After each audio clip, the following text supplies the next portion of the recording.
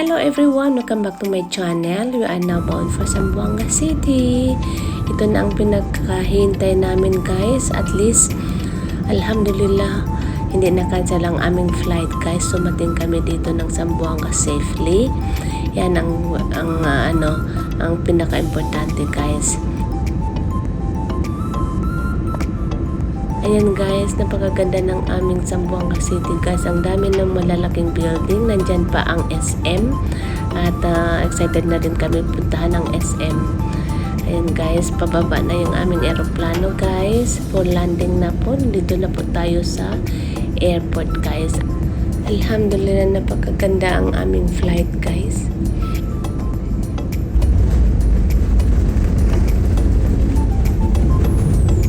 Dami naming plano gagawin guys kasi hapon pa ito guys, kaya marami pa kaming pwedeng gawin.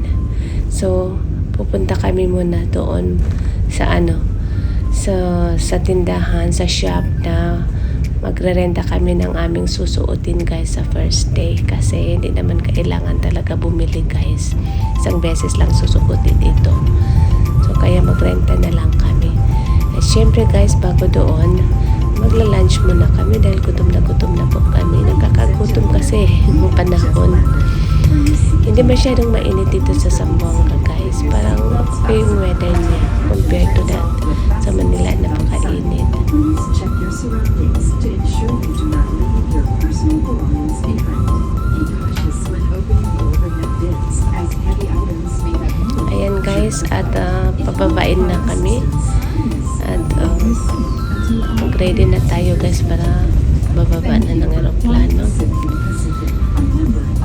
Uunahan yung mga tao guys, kaya dahan-dahan muna. Ayun, nakababa na yung mga pasahero guys. Kami pababa pa lang. Kasi meron kami ditong kasama na kailangan ng wheelchair, kaya nag-antay muna kami guys.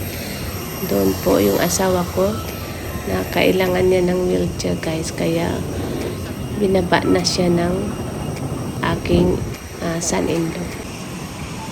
Dito na po nag-wheelchair na yung aking asawa guys.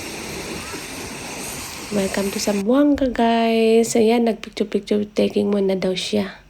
Ayun, nakuha na naming bagahin namin at nasira yung bagahin niya. At ito guys, dimiretso na kami sa restaurant at gutom na kami, kaya ang dami naming in-order guys. Yan, tingnan ninyo ang sasarap, diba? Nakakamiss talagang pagkain dito sa Pilipinas, guys.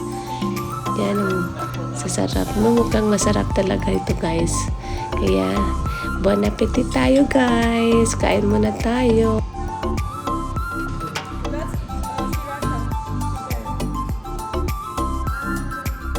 Ayan, andito na po kami sa bahay guys. Dumating na kami at nag-picture take muna kami bago kami pumunta sa shop para magrenta ng damit ko. At pumili din kami ng purple yam guys, drinks at saka yung ube cake. At ito na po guys, at nag-dinner na po kami dito sa Dennis restaurant guys. Nakakamiss talaga ang tausog na pagkain guys. Tapos ay pumunta na po kami sa Telo guys para kunin ang aking gown.